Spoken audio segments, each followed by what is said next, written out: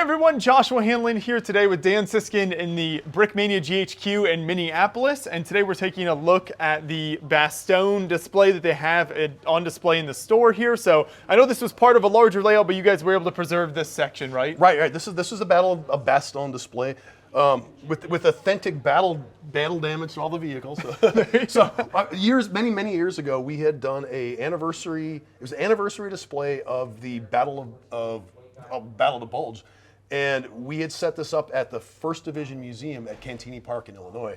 And it was us, Brickmania, some of the GMLTC members, and then NILTC in Chicago. So everybody contributed, and we ended up filling up an entire gallery full of displays. So we did Bastogne, we did the battle this building is from is a battle that the 1st Division was involved in.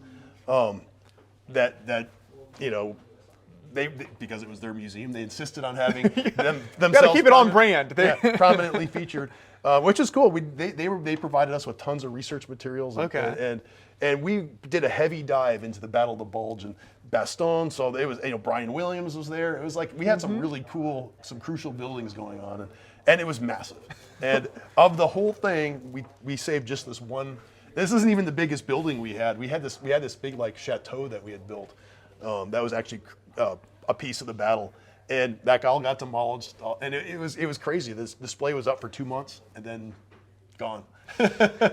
So if you had gone to the NILTC Lego show that year, it would have been adjacent in the same building, but you'd have to actually, or same property but a different building of the property.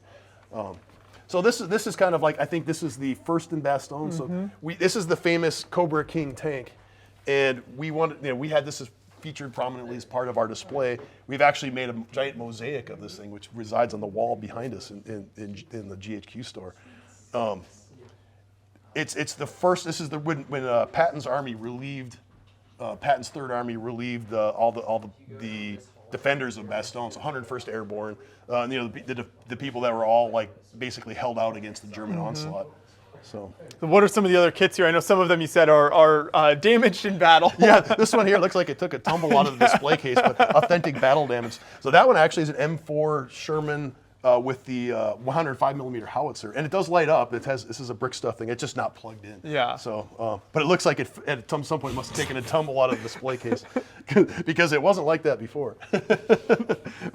I don't think anybody's going to notice. Yeah, we do have these. These are old kits. This is this German. It's a Panzer IV L70, or else it's Stug 4. I don't remember which one it is. Yeah. But that's an old kit. We did a battle damage version, so it's like burnt out shell of a German tank. So the Battle of the Bulge was basically the high water mark of the German army's offensive against the Western Front in 1944, winter 1944, early 1945. They tried desperately to cut the Allied front into two pieces by having like a spearhead drive into between the British in the north and the Americans in the south.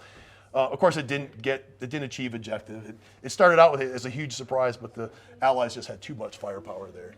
The Germans couldn't get as far as they wanted. Exactly. Now, it did get pretty dicey for some of these guys holding out, though. Absolutely. Bastogne was certainly a very notable battle. Bastogne was completely surrounded. I think it was the 101st Airborne and I think the 10th Armored or something. There was two divisions that held it out, and they had to airdrop supplies in. And I don't even think they could they really couldn't even airdrop a lot of stuff in because the weather was so crappy. It was like snowstorm after snowstorm. People were freezing in their foxholes. It was yeah. Especially the 101st, they were moved in there just to like stop the Germans, and they were still wearing their summer uniforms, and there was no way to give them winter uniforms. So they did their best, and obviously were able to hold out until they were relieved. Patton's Third Army had to make a U-turn, come back, and send in all of his armored divisions, and they broke through the German lines eventually. In the midst of all that, though, you do have this man with his bike. Civilians do live in this. This was actually a farm building. This is a piece of one of several that we built for one of the larger dioramas. These buildings, we found pictures of them before and after. This is pretty much it. The Americans would hide their armored vehicles inside piles of rubble. They'd just pile up doors and stuff on them and just wait for they knew that the Germans were coming, and they'd basically ambush them as they came, and it was very effective. So we tried to capture all this sort of hiding the vehicles and hiding the guns. This is, of course, this just being a small piece of the display. You can't. So unfortunately, you couldn't see it all. There was one that one of the many displays that was. It was an open field battle where the Germans basically just rushed at the first infantry division and were just mowed down, and all their vehicles were destroyed. And we did that, and we didn't know what to do for the casualties, so we had all the Germans were zombies. They're just face down, so you couldn't see that they were zombies. But we had gray hands and heads on all of them.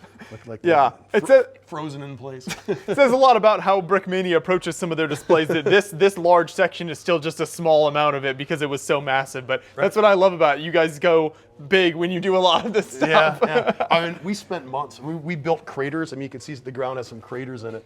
We mass-produced these craters, then just sort of randomly spaced them out on the big dioramas, and then had to build all the land in between them. So it was. I mean, I think there was days on times I did nothing but build craters and then add snow details and stuff. So it was. It's hard to imagine the scale, since I guess you're looking at this building. This building's massive, and when the diorama was put together, this building didn't look all that. Wow. Yeah. Well, still very impressive work. So thank you so much for taking us through it here. Yeah.